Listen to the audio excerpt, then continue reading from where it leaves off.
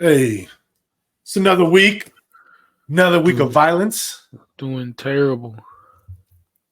We didn't have such a hot week overall, but you know what? It's still early in the year, bro. We still just getting into February. Happy Black History Month for all those people out there celebrating. Those people. But yet, no matter what, we still got to go over it, man. We're not running away from some losses. We both kind of struggled there. Nesto, let's just get out of the way here. Went 0-4. It's not the first time we struggle on the show though. So 0-4, -4 units here, 2-9 for the season. But yeah, the ones you had, Belbita plus 240, big dog prices. Roman Dolite plus 150, and two parlays. The first one was Silva, who won? Natalia Silva. Randy Brown won, but Urbina was he got his ass knocked out. Yeah, sleepy Urbina. And then the other parlay, which also was a killer for me too, was my best bet, Maxim. That fool got dominated by Charles Johnson. Sad. And you know what's crazy is when I bet him and we were talking about him, he was like -180, -190 type of shit. And then he closed. He went all the way up to like 220, 250. And then it went up to like 300, bro. When it went like probably a few minutes before fight time. I was like, who the hell is betting him straight all the way like this, all the way to -3 something? Like, that's crazy. But disappointing, man. An undefeated quote unquote prospect lost to Charles Johnson, who's like one of the bottom tier fighters. You know, good cardio, but still. Put some respect on the African Garimbo.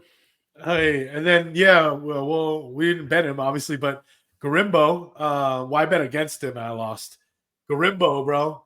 Sad times. He dominated. He looked good. I mean, did he look good, or did he look just? He's come out swinging, going crazy because he was throwing the loopies from just the Francis Ngannou's. He got one though. That's what matters. And he slept someone that was quote unquote had a known for having like being pretty durable. So that part is pretty impressive. I mean, it's good to see him go his way up. But just a recap for me too: 1-3, not so hot either. -3 units here. I'm 5-6, -2.1 units for the season or for the year. The only one I got right was Moicano, Money Moicano, who's proud to be a future American. He made it look easy. Yeah, I mean, he was struggling on the feet though a little bit, but then once he got to the ground, it was just like easy. But he didn't get to submit, dude. I wish he could have too. He could have, but and then after the fight, he was like, "How much do you weigh, bro? How'd you do 180? What is that?" He's like, "Fuck." But yeah, man, the ones I lost, disappointing one. Maxim, obviously, biggest disappointment. Rodriguez plus 210 got knocked out by Thembe. We were talking about, and then my greasy parlay. Sad. I just threw in Peterson in that one, which hurt me because Natalia Silva and Imamov, the main event. Imamov won pretty dominantly, man. That was another thing. Like, Imamov had some questionable fights before on a couple losses, but he dominated that fight. What happened to Dolite, bro? Like, I didn't pick Dolite, but like I'm a fan or was a fan, and he didn't show up. It was like domination, but also like, I mean, Dolite came back after that first round, was 10-8, but then it was majority decision for Imamov, but it got a little close, but then he started cheating. He did like a headbutt and then that illegal kick with the toe in the eye, which then him and Chris Curtis got into. The illegal kick was bad. That one was bad, and obviously the point was taken away as it should have, but it could have been even disqualification for some things because it was so blatant, almost like I was thinking it the whole time when Dolite kept putting his hand down on purpose. And then I was thinking, like, bro, before it even happened, is this fool like looking down to look at dude's hand, or is he like looking down, like trying to kick him? Because like obviously, if you're looking down, he sees the hand and he knows the rules for UFC. It's like, what the fuck? They're gonna get rid of that in California. Yeah, I mean, I'm for it, bro. If you're gonna do it though, I think it should be all league, like a whole league, not just a state. I think like UFC has to abide by it. But that's like people's state rules, I guess, that they have for the sport. But can UFC keep it if only California changes it? Because it has to go by the state, the government. Yeah, so we might. The government runs the fight ones, like, you know what I'm saying? Yeah, the athletic commission. UFC can use their own rules when they go to when they bring it like to different countries that don't have a thing for commission. that. Yep. Well, shit. If I was Dana, though, it's like you could try to go back to California, but California, even though we have a lot of fighters in California, is not really a like we don't have tons of events there for Now that UFC. they used to, but ever since Not COVID, they don't come back because COVID, California was like the worst state. You know what Yeah, I and mean? even now, it's like they do Anaheim. They've been doing Anaheim a couple times now, a few times since COVID. Yeah, because But before they used to go to San Jose. They were supposed to go to SF, but then the COVID happened. Like, yeah, they used to do the Staples Center. if the rules change, we'll be on the lookout for that. We'll talk about it more when the rules actually change. If they do change it, it's gonna be interesting how they approach it, and if it affects future dates or events where they schedule them. Yeah. So we'll see. But we only can move forward, man. We're gonna do better. Last year we struggled some weeks, but we killed it overall for the year, and that's what really matters. So let's get into this another warm up type of card before we get to some pay per views. Let's see. This is an interesting one. Jack Hermansson against Joe Pyfer card, man. And we'll get to the main event, but Pyfer finally headlining right away. I know it's just a fight night, but that has to be Dana White privilege. What do you think? Like, For sure. but yeah, just getting out here. We got a good set of fights. We got Daniel Marcos, the Peruvian, 15-0, Sancora, and he's on a 21 fight winning streak, bro. Never been tapped out, doesn't submit people. He just knocks people out or just puts out the volume on them. And he's going against some yellow excellence, the Mongolian murderer, Aori Quilang. 25-11 here. Same age, even though he looks a lot older. And also a knockout type of guy, not going for the submission. This is not what's going to happen. They're about to bang it out. Pause. But the odds are a little swinging in favor of Marcos here, man. Marcos was minus 190 opened. Now he's like minus 230, minus 250 in some places. So pretty big favorite, man. What do you think on this?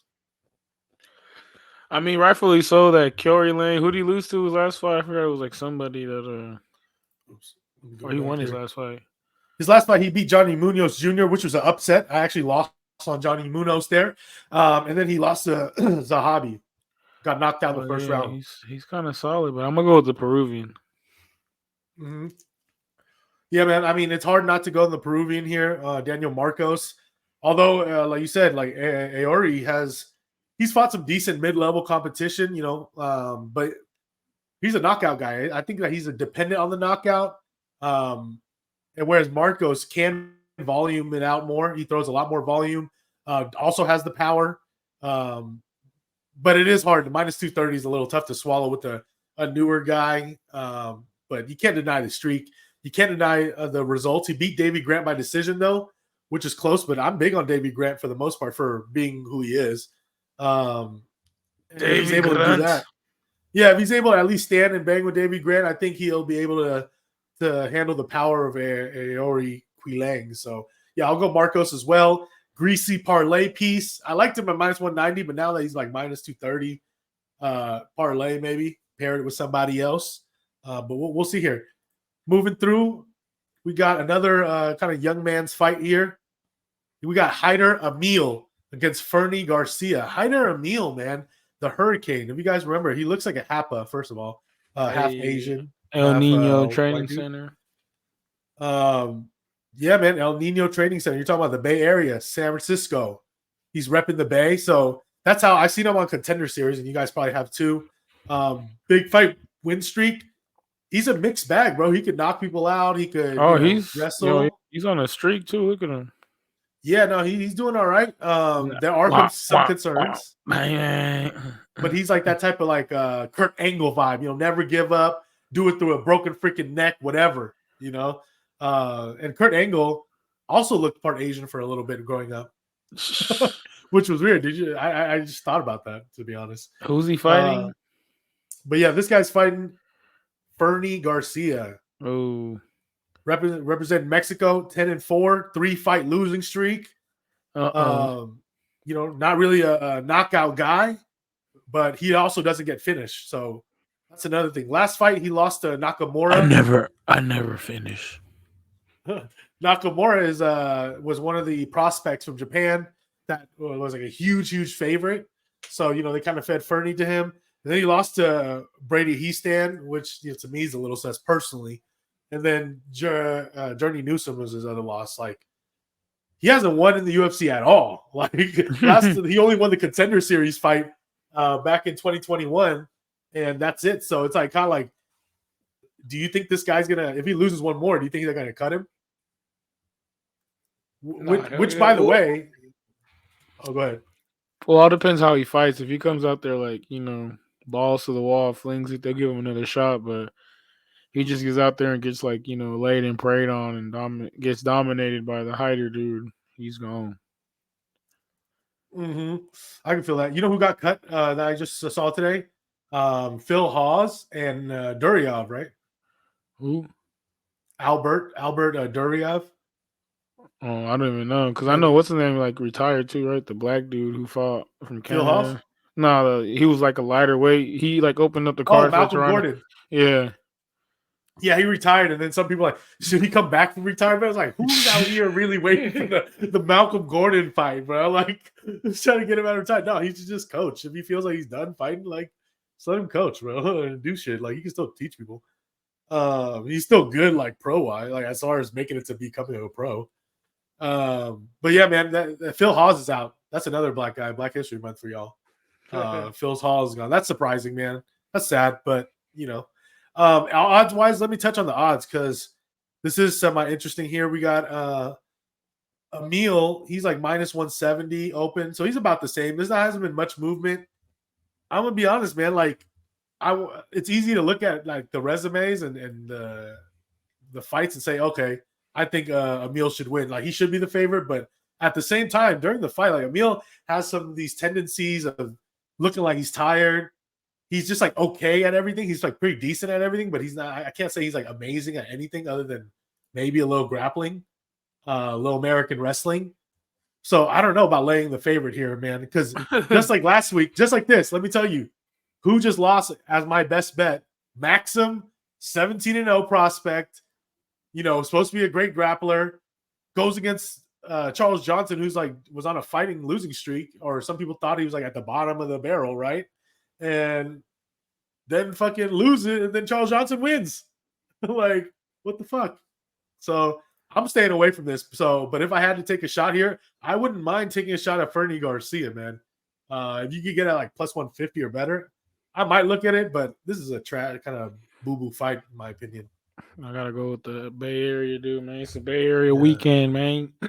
Oh, yeah, area. Maybe he's extra motivated because the Niners in the Super Bowl. It's a NorCal weekend, man. Next up, man, we got a interesting fight. We got Bogdan Guskov, 14-3. Looks like Anthony Smith, kind of. And he's 31. Everyone's about the same age here. Was a prospect, but he actually lost Volkan Ozdemir, rear naked choke, which was surprising. I had Ozdemir in that fight, but I did not think he would get a submission at all. I believe that was Volkan's first submission in his career, UFC career. Something like that, man. So, but I think this kid is coming back and trying to make a name for himself and, bounce back here. He's a power puncher, a little bit of grappling, but I think all he's doing is he's going there, throwing haymakers. That's kind of his vibe from what I've seen. So, I mean, I don't know how I feel about this guy, though. It is a tough matchup. Zach Pauga, from the Tough Enough House, or Tough Enough, no, the Tough House, and 6-2. I'm not feeling him, bro. I don't think he's head of the table. I'm not feeling this, bro. 35 years old. He was a police officer, nicknamed the High Chief. He's a knockout guy that can't knock anybody out. In my opinion. So he'd be trying to win by decision. Lost to Modestus Bukauskas, lost to Muhammad Usman, but did beat Jordan Wright, the Beverly Hills Ninja. So I mean, I'm whatever on this guy, man. He's kind of deceived me a lot of times. I always like to run the ooses, but I think I have to go with the other guy here, man. I think I'm taking a shot on Guskov, the underdog. I think maybe him by knockout. I don't know if the props are out yet. Let me see. Yeah, I like Guskov at plus 105, man. I think there's some value there because it's a toss up. As far as it going 3 rounds, Pauga's probably gonna have the advantage for the decision, but I think Guskov by knockout plus 150 here. It's okay. But That's some value. I'm gonna go with the Baldy too. Fuck it. Baldy, get a look at the new Anthony Smith.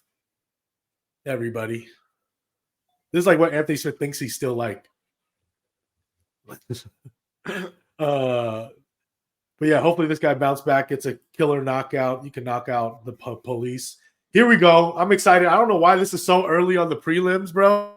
Disrespect to our boy Max Griffin, Man, friend of the show, who's on our show. Shout out to Max Griffin, man. Got to get it right here. Got to do it for the NorCal. Let's go. Yeah, but this is gonna be an exciting fight, man. This is a perfect February fight together, and I think it's a great matchup. They should have put this on the main card. This is fucked up. What is going on here? Why is this not on the main card? But let's review our homie here. We showed him his Tapology picture when he was on the show once. 19-10. He's 38 years old, man, but still got it going. We've seen him most recently. He doesn't fight super often, but he lost to Michael Morales. But Michael Morales is like, he's top prospect, top-notch prospect. Yeah, and the thing is, it went all 3 rounds, so it was a lot closer than what the odds were saying. People expected. He beat Tim Means by split decision. Got to be tough to hang with Tim Means. And split decision by Magny, who's a decision machine. So, I mean, he's famous for the ear taker. Everyone knows him as the ear taker. Well, what do you think about this, man? I mean, should we even? I mean, I think the people know what we want. Nah, yeah, it's a tough fight. It's gonna be a tough fight for both of them. Jeremiah Wells actually like solid dude, hella explosive, but I don't know. I feel like Max, he got the more experience, and I think he got the better grappling. He could like try to, cut off his shit, his weapons, and try to negate that power and just, grapple and win it in the clinch or some shit. Yeah, I was just gonna say, press him up against the cage, maybe overpower him with a little clinch, a little technique, and keep it close without Jeremiah Wells just trying to throw these haymakers. Yeah. Wells 12-3 here. Also not a young guy either. 37 years old. Oh, just shit. Younger in his UFC. Yeah, younger in the UFC career. And he's also a knockout guy, obviously, but could do it all. This is a great matchup, to be honest. Like Max could do it all too. So it's kind of like this is like a perfect matchup. He did lose to Carlson Harrison and Anaconda choke in the 3rd round. But before that, he beat Court McGee, Blood Diamond, Smellisberger. So some okay guys, Worley Alves. But I think, in my opinion, bro, this is the toughest matchup in low key in Jeremiah's career, bro. I think people just sleep on Max, and it's not just because we are fans of Max and we fuck with Max, but Max has been legit as fuck before he ever went on the show for us. So he just hasn't been, rated the proper way. He's been underrated. And here's the disrespectful. Not only did they put this fight early in the card, but they got our boy Max Griffin as an underdog. Disrespect. Looks like Jeremiah Wells was like a minus 200, and now he's like a minus 170, 160. So money's actually been coming in on Griffin, including mine. So I'm going almost one of the best bet materials here. Plus money on Griffin, any price. But I got it at a nice, what did I get at? Like 160. I got it 160-ish. But 140, 130, I would still take. I think it's all good here. What do you think? No, yeah, I'm going with Max. He's an underdog, right? Yeah. He was at plus 160 at one point. 170. That's crazy. Disrespectful, man. I think worst case scenario, bro. Worst case, this is a pick'ems fight. You know what I'm saying? Like, how can you disrespect someone that? Nah. Nah. It's crazy, man. Maybe call us biased, call me biased, but I think he could definitely do better than this. Jeremiah was tough though, so it's a good fight. Nah, yeah, Jeremiah Wells. It's gonna be. I think this is an exciting fight. Like you said, it should be on the main card for sure.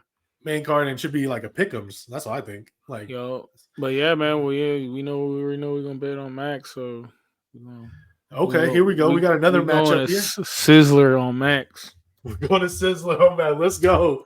Taking it to the Sizzler. Brown Bear, Devin Clark, man, 14-8. This guy's a little sketchy. Big time grappler, strong, thick, pause.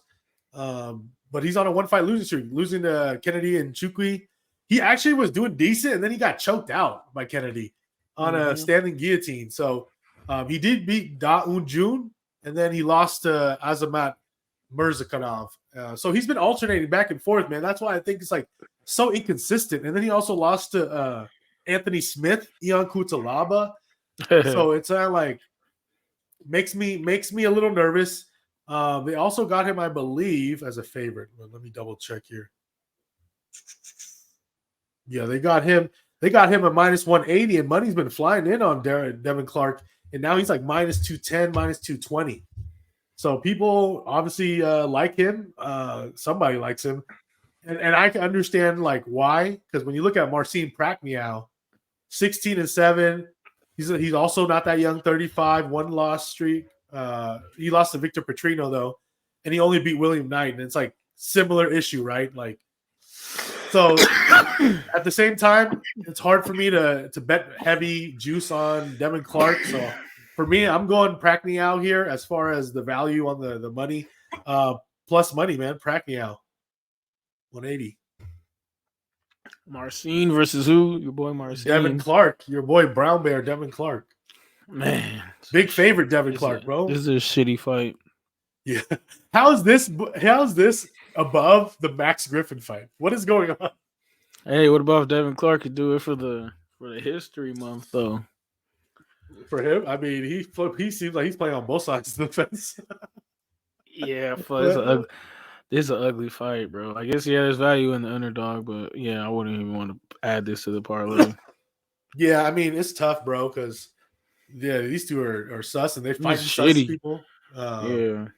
So, and you know how Devin Clark wins, right? He's probably going to just grind it up against the fence, then take him down, then just hold him there a little bit, throw maybe 1-2 kind of ground and pound, and then like just keep holding him down. And that's kind of his vibe.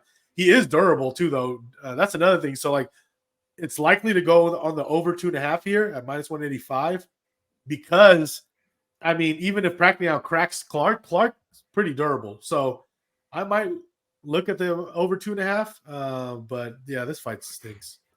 You think it's the worst fight on the card? It could be. It's a candidate. I don't know. That or the Hyder Emil and Fernie Garcia might be. That might be a good one. You think so? Yeah. Yeah. I don't know. Hopefully the Bay Area guy does well. I just don't like the way he fights. It's just like I thought he was gonna be a lot better when I watched him. But yeah, here we go. We got a first female fight of the night. Is it the only one? Only female fight of the night, bro. Let's go. We got Lona Lukbonmi, Yellow Excellence here. Against Bruna Brazil. Correct. Yeah, man, this lady, she's been on the low. She's short, but she's a Muay Thai style fighter, and she's been getting her clinch game even better, and her she's been incorporating some grappling into her game. The only thing I don't like about her style is at this weight class and at with these women's fights, they're not knocking out a lot of people. So she could bring the volume. She hits with power, but she's not finishing all the girls. Last time she won was last fight she won was Elise Reed, rear naked choke, which is surprising because she's not a submission artist at all. And then she beat Denise Gomes, and Denise Gomes for a lot of people were high on her, or high on her now, I guess is a better word, because if you remember Denise Gomes here, she's a young prospect, but she beat Yasmin Uruguay. Remember at the UFC Noche, and then after lost to Angela Hill. But yeah, back to Loma here. I'm a fan of Loma. Last loss she had was against Lupita Godinez by decision, which is, that makes sense with the grappler. And then Angela Hill as well. Here's the other side of the equation. You could talk about her, your girl here, Bruna Brazil. Do you like Bruna Brazil here, 9-3? Swole? Yeah, I'm pulling for her. I think she's got it. Yeah, last fight she fought Shauna Bannon. She won, and then before that she lost to Denise Gomes, right? And if you do regular MMA math, Loma beat Denise Gomes and Bruna lost, so blah blah blah, right? But look at the people that Bruno Brazil's fighting to. I think a lot of people are judging her on that, but you can only fight whoever puts UFC puts in front of you, because Contender Series, she fought, and then after that she had 2 fights, and she's fighting entry level people. And then her first fight was a little tough against Denise Gomes. I think it's just like, when you're off the Contender Series, your first fight's always a tough one, because it's just the next level stage. Shout outs to our boy. What's his online name? I told you. Oh, MMA Hype Killer. Hype Killer. Yeah, he's a big fan of Marnik Man, as you see right here, Marnik Man. So, yeah, man, she beat Marnik Man, but I'm not big on Marnik Man either. So, here, let me add this to the equation here. We got Bruna Brazil. She's actually the big underdog. Luke Boomy opened at minus 230-ish, now all the way to minus 260, bro. So, yeah, I'm not laying that price with Luke Boomy, although I like her. Bang. I think this is a good spot for Bruna Brazil, to be honest, man. She's going to be able – she could take it to the ground, start using her grappling, mix it up, of course, with striking, but you don't want to keep it just striking. And Bruna Brazil got the huge height advantage, 5'6" versus 5'1". But I guess when you're 5'1", everyone's taller than you, right? So it's not like a big thing. But yeah, I'm going Bruna Brazil, I guess, for the value side. I just think the odds are just way too wide here. Let's go Bruna Brazil as well. Next up, now that we're done with the girls' fight, who we got? We got Bolaji Oki against Damir Hadzovic, man. This might be another greasy parlay piece, man. You could pair it with Daniel Marcos for me. But we got the Zulu Warrior. He's actually from Belgium, not Germany, Belgium. Yeah, you was out there. Yeah, I was out there, and there was actually a lot of black people over there too. So this makes sense. Zulu Warrior, 8-fight winning streak. This guy, I actually very remember this guy. He's never been finished. He's mainly a knockout guy, but he's had some submissions as well and decision wins. He was from Contender Series, and he was actually the underdog. Salvador is a favorite, and he knocked the fuck out of Salvador. So this guy, I think he has a lot of great potential. Hella athletic, hella powerful, hella strong, explosive. Obviously, he's kind of like using a lot of that athleticism to kind of compensate for lack of like developed skills, because he's still kind of like new to the game. Whereas they got a vet in here, the Bosnian Bomber. I don't really like that name, but Damir Hadzovic, 14-7, 37 years old, looks 47. And he's a little shorter, 5'9" here, and he's kind of a mixed bag, also a knockout guy. So I don't think this is a good matchup for him. This is like a setup fight. Yeah, I'm going Oki here. I don't even want to, say too much more than that. But who do you got? Yeah, I'll go with the Zulu too. Yeah, he's the big favorite. Minus what is it, 260? Well, he's making his UFC debut, so kind of scared. Yeah. At minus 265 now, he's like minus 300. So I threw him in a parlay at minus 260, but I was still, at this point, if you're going to be greasy about it, it is what it is. But yeah, he's getting to the point where it's like minus 300. He's like, might be too favorited now. You know what I'm saying? Like he's getting close to that point because he should be favorited, but he also doesn't have that experience to be that favorited. But we think he wins. We're agreeing on a lot of these fights, which is concerning. But last week we disagreed and we both somehow didn't do well. Which is crazy. But yeah, man, we got Trevin Giles against Carlos Prates. We got the problem, Officer Trevin Giles, 16-5, 31 years old, Mr. Inconsistency. But he lost to Gabriel Bonfim, who's pretty raw, the Bonfim brothers. Split decision of Preston Parsons and beat Louis Cosi, the Sucky brothers. But everyone else he lost to. But he's fought the who's who in the division for the most part. Like the who's who of current he's fought. So, I don't put that against him. And we got your other boy here, the Nightmare, Carlos Prates, 17-6, 7-fight win streak, knockout artist, does some submissions, but knockout artist. And he beat Mitch Ramirez in the Contender Series. I think Mitch Ramirez was also from the Tough House as well. But yeah, this is actually surprisingly might be a good fight here. Prates minus 200 now, all the way to minus 250, 260. Who do you got? Fuck, I don't even know who you got. I like Prates here. don't get me wrong. It's a Giles, lot he's of actually UFC. better than his It's a record. lot of UFC debuts. Yeah, because they're trying to make so many cards now, right? So it's like, quote unquote, the haters to say he's watered down. But I mean, but I'm not betting on Giles here. He does have the way better experience. But I like this practice kid or Prates or however you say his name, bro. I'm rocking with Yeah. the Brazilian. He Oh is yeah, getting to the. he's a beast. I just saw his last. I watched his last fight on the. He was like the last episode, right? I don't remember if it I was the think he last was one, but the maybe. last fight of the season. Well, Oh, they didn't say here, but yeah, maybe. yeah, he's a He's beast. pretty. He's a beast for He's sure. raw. I got him for sure. Yeah, I think it's another greasy parlay piece you could throw here. I mean, Giles is not bad at all. He's pretty well rounded, but he just I don't know if it's a mental case or because he used to be the police or something like that. But he not his IQ's not all there as far as like fighting and stuff. So, but he is better than what his record shows. But I'm going with the Nightmare here. No hot take there. All right, we're moving on up, right? We're getting to the final set of fights here. This is the first fight of the main card here. We got Rodolfo Vieira against Armin Petrosian.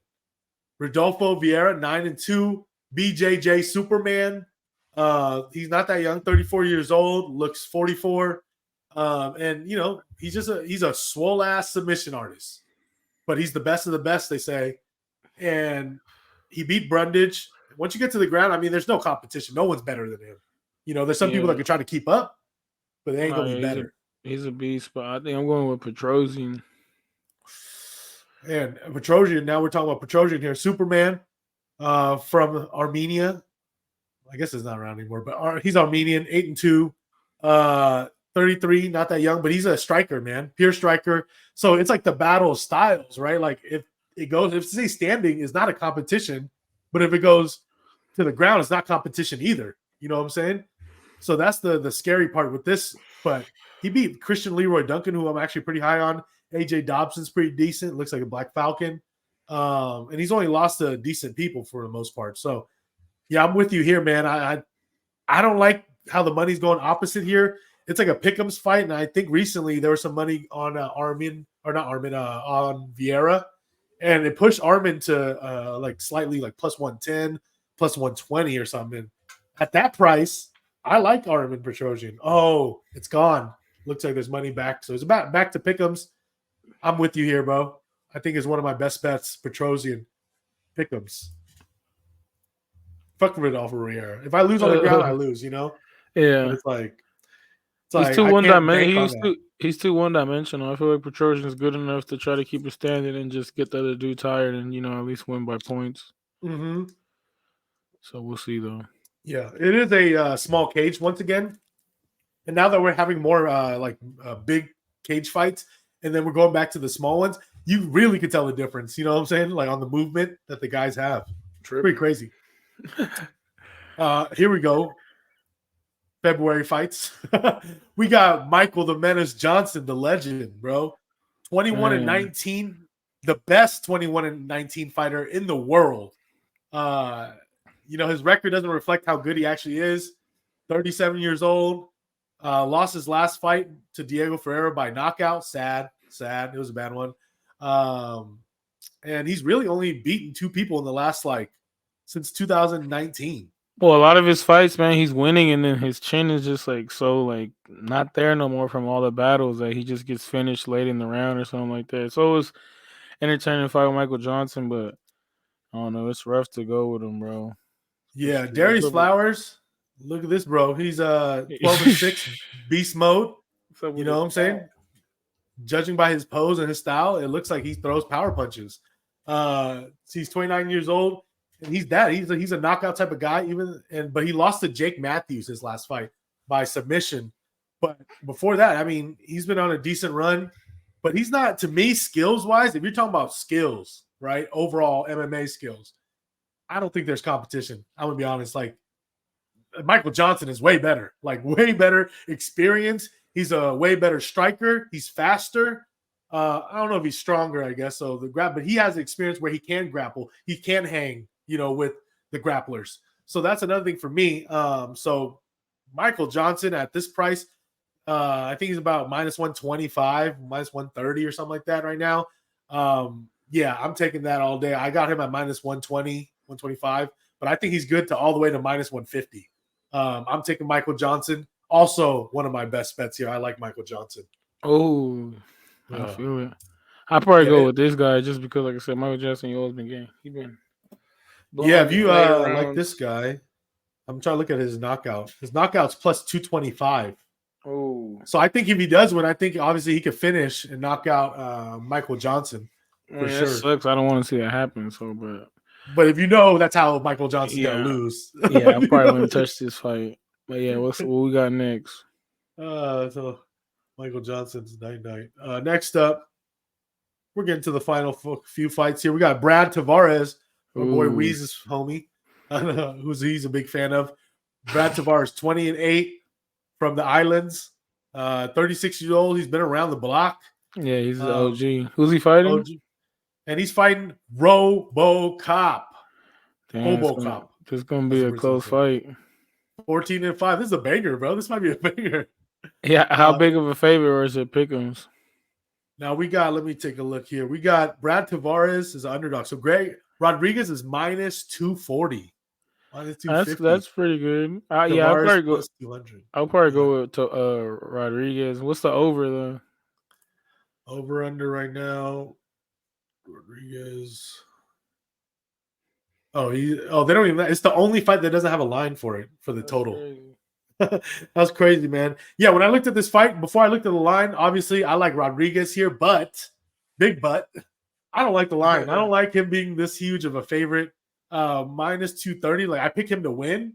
But as far as like that's kind of disrespectful to Bad Tavares, man. Like Tavares can hang, he has chin, he could throw power, and we've seen Rodriguez get knocked out. As far as on the ground, like the BJJ is obviously going to go to the Brazilian, but Tavares could wrestle, he could grapple, and he could prevent the takedowns, I would say, for the most part. So he was able to stop Weidman from trying to take him down. So it's like, yeah. I don't know. I might stay away from this one.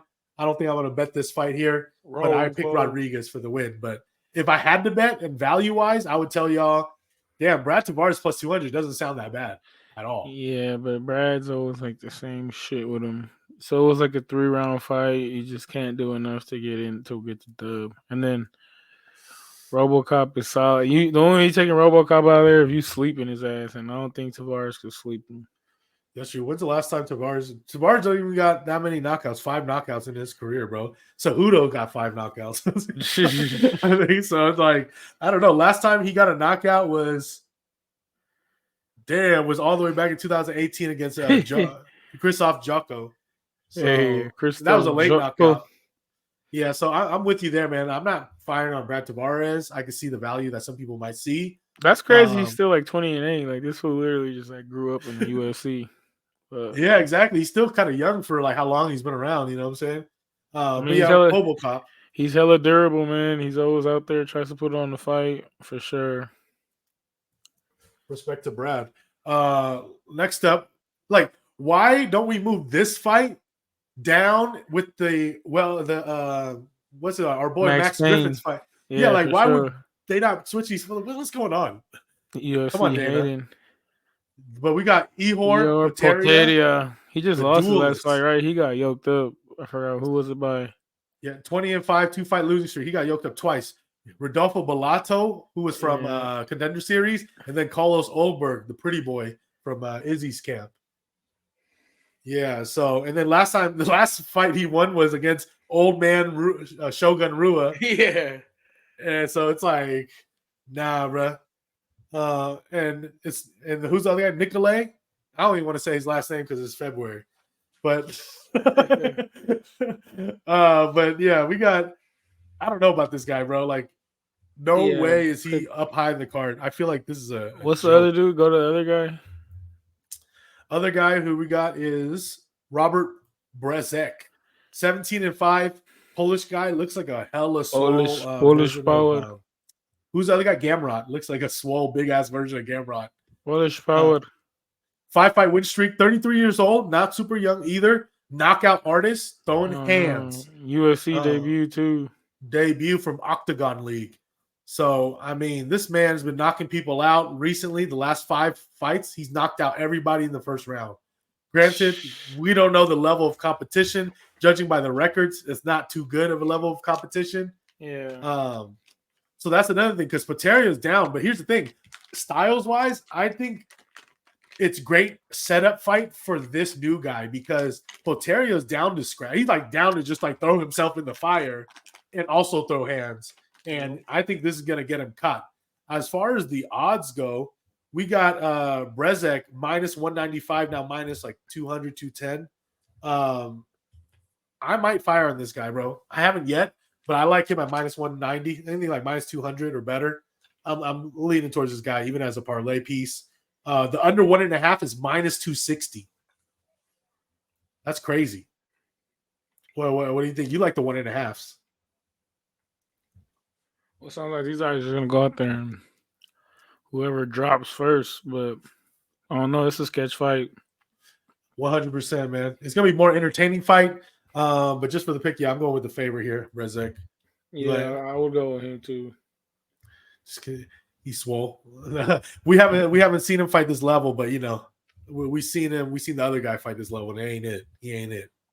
He shouldn't even be on the main card. What is going on? Yo, it's a close fight right here. Yeah, here we go. We got a banger fight here. We gotta start with Dan 50K Ige 17-7 from the Hawaiian style fighter. We got this guy has been always there. He's never been finished. Durability, bro. Knockout submissions, well rounded. He's lost. All his losses have been decision, which have been 4 losses out of the last 6 fights, bro. Yeah. Bryce Mitchell, and the only person he beat was Landwehr and Damon Jackson, which that's not very great. But I mean, he's only losing to real ass people: Korean Zombie, Evloev, and Josh Emmett. So I mean, Bryce Mitchell, those are all real ass people, and Calvin Cater.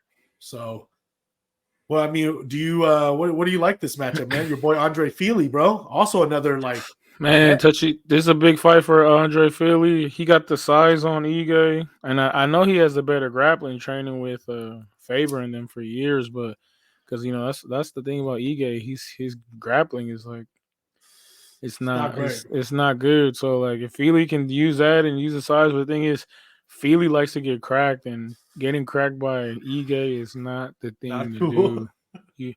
He can I can see him like a typical because Feely's been rocked so many times. Like he's so tall, you'll see him just rock back, and I can see Ige like pouncing on him. But man, I'm gonna hope that he's been, this is his time to finally get out there because he got put in the UFC like hella young. So yeah, so he's another one that's been growing up in there, and he's finally been able to put all his shit together. So man, he's only 33, and he's been in the UFC for a minute. And he's 23-3, like a lot of fights, bro. Like he's the original that was clapping cheeks on Paige Van Zandt. Hey, that's her vibe though. She likes that type of tattooed white dude like that. Shout out James Dean. But yeah, going on. So man, I'm a root. You could do a parlay with for the NorCal fools. That'd be a hard one. With Max Griffin and shit, and the other guy Hyder, and then throw the Niners in there too. Hey, roll it over to Sunday. I'm gonna for sure do a Max Griffin and Niners parlay. But yeah, man, I'm gonna pull with the hometown homie, man, Mac Dre. Andre Feely. And here are the odds too. Dan Ige minus 170, 175. So he's sitting around there. You could probably find minus 160s. Not crazy line movement so far. So what's Ige by TKO? See, Ige by TKO is plus 265. Ooh, that's a good one. I like that look. Because they say the most likely outcome is Dan Ige by points, but you're right. Like you were saying, some of the stuff that you were saying, Feely's good as far as he's well rounded. Like he could strike. He's tall, lanky for the weight division. He could grapple. But yeah, he leaves his chin out. He's very hittable at times, especially when he's bound to get countered. And Dan Ige, he's good at countering. That's kind of his little thing. Is he likes to counter strike. He likes to stay striking. And to address the grappling issue that Ige has, he fought Bryce Mitchell last and got dominated by grappling, right? Pretty much grapple fucking him. But you gotta remember, like Mitchell's style is like relentless takedowns. That's the type of vibe he's on. Whereas Feely, I don't think he's gonna be relentless on his takedowns.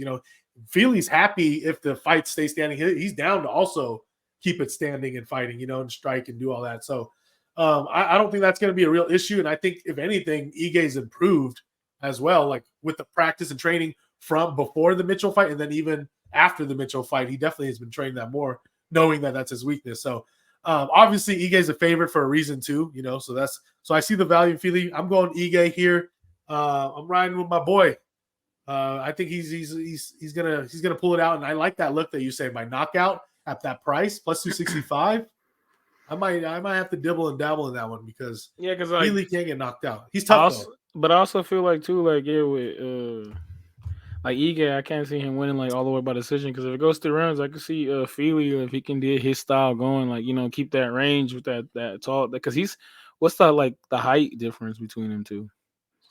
What Feely is 6 feet, 5'11", and Ige is definitely like 5'7". Oh, I thought he was gonna be like 5'6". So yeah, like that's at least a 4-inch height difference, and then who knows about the reach could be even more. Yeah, that's what I'm saying. But then thing is like all that like that, he likes it, like you say. Well, like I say, he likes to get cracked, Feely. So and Ige is not the guy to get cracked by. So 3-inch reach advantage for Feely. Full reach. That's not too bad. That's not crazy for how the height difference is. But yeah, no, it's gonna be a banger. I think these two are gonna bang because they're down. Like these two are down to fight. So let's go, man. This is gonna be a banger. I'm glad to tie up. But how they do my boy Feely up? They put him up on here, and then you can put Max Griffin down there. Like, come on, bro. Can't get over it. Then you got Joe Pyfer up here, bro. I like Joe Pyfer, but come on. Like you can't. This is crazy. Not during February, Dana. Like now we got Jack Hermansson, the Joker, 23-8. He hasn't fought in a while.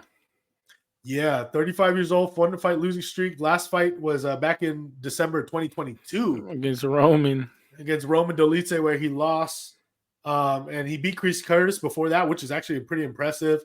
And then he lost to Sean Strickland by split, and then he beat Edmund Shabazin. So his wins are, mid level. They're not like top tier people, to be honest. Yeah. But he has the resume as far as who he's fought. Oh no, yeah, he's fought the who's who. Thing is, just I feel like he's just on his way out now. I mean, he hasn't fought in so long. Let's see for sure some rest.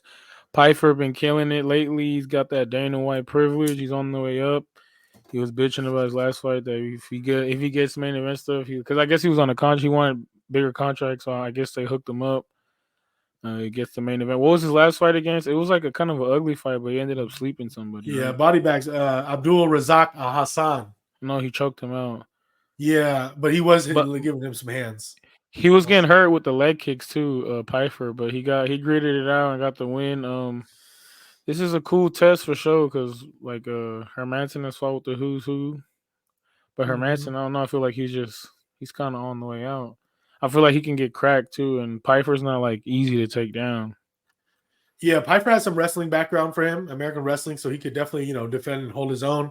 Whereas the Joker, with his grappling, he's down. He's good at BJJ, so I feel like he's down to be on his back. And being on your back is not a good position in MMA overall. Like there's BJJ people that do it, but unless you're attacking for submissions, you're really not in an advantageous position in your back. Like when the judges are watching that shit, it does not look good. Like you on your back if you're not going for a submission. So it's like it's all bad. But Joe Pyfer's a big favorite here. He's like minus 250 right now. Started off as minus 220, so some money's been trickling in on him, which I understand. This is a great odds because at Joe Pyfer I pick to win, obviously. But minus 250 at this stage in his career against someone like Jack Hermansson, who's fought the who's been there, who's tough, who is, to be honest, a more he's not a better striker in that sense. He's not a better boxer, but he mixes up his combinations way better. And like you mentioned, the last fight Joe Pyfer had, the leg kicks were bothering him, especially coming from Al Hassan, who's like a power kicker, power puncher with thick ass legs. Jack Hermansson isn't as strong as him, but he's gonna throw the leg kicks. You know that. He's gonna throw leg kicks, and if Joe Pyfer ain't checking those or ain't addressing those, and those add up, it can start to wear him down. And I believe they're doing this is a main event, so it's 5 rounds, right? Mm-hmm. And let's say Joe Pyfer doesn't finish Hermansson, which is the likely outcome that Pyfer knocks him out, within under 3 rounds, right? Because the under over right now is 2.5, under is minus 140. But what if it starts going to round 4 and 5, championship rounds, where Pyfer, I don't think has ever fought 5 rounds. So that's something that we got to consider as well.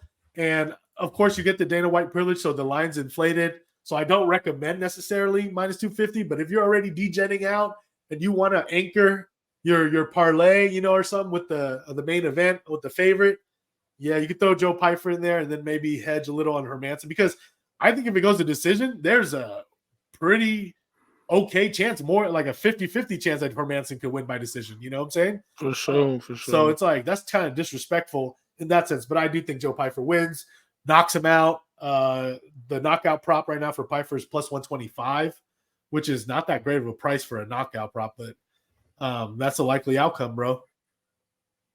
Yeah. Who you got? You got Pyfer too? Yeah, I got the Pyfer just for the hype, but I can see, like you said, something could happen.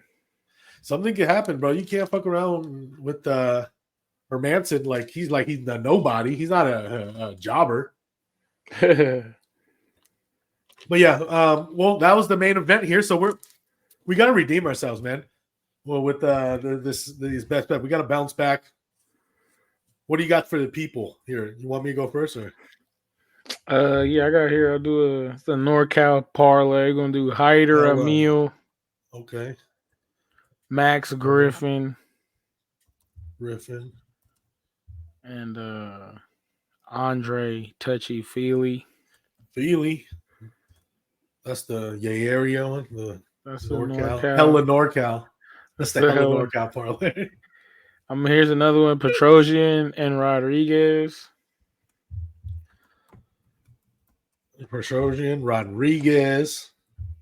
And then how am we doing? 3 or 4? I mean, you could do 3. We'll do 3, but you could add 4 if you want to bounce back, because it's up to you. Yeah. What's Pyfer by TKO? Plus 125. Yeah, I'll do that one.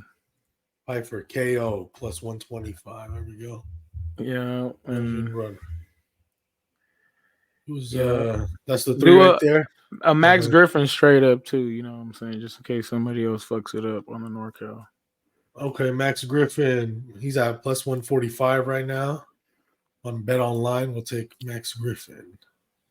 Yeah, I'm on that same vibe too. I was gonna give that, but if you got it, I could throw some extra ones out there for the folks.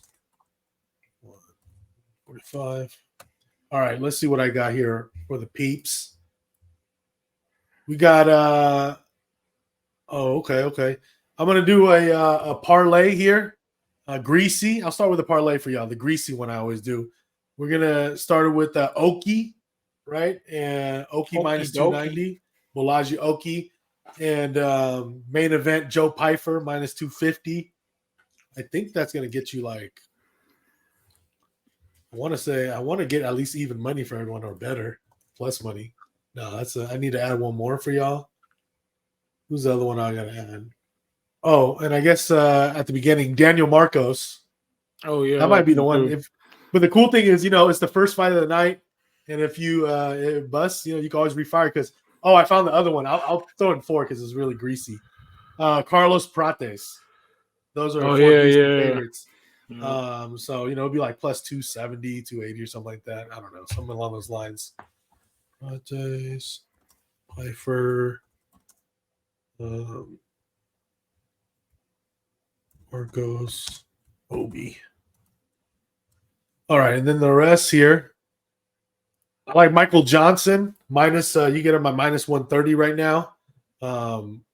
Yeah, I just think he's better, man. Other than him getting knocked out, Michael Johnson, he's just the better fighter. Old man, I know, but it's his time to at least get something before he retires. So, and then I like.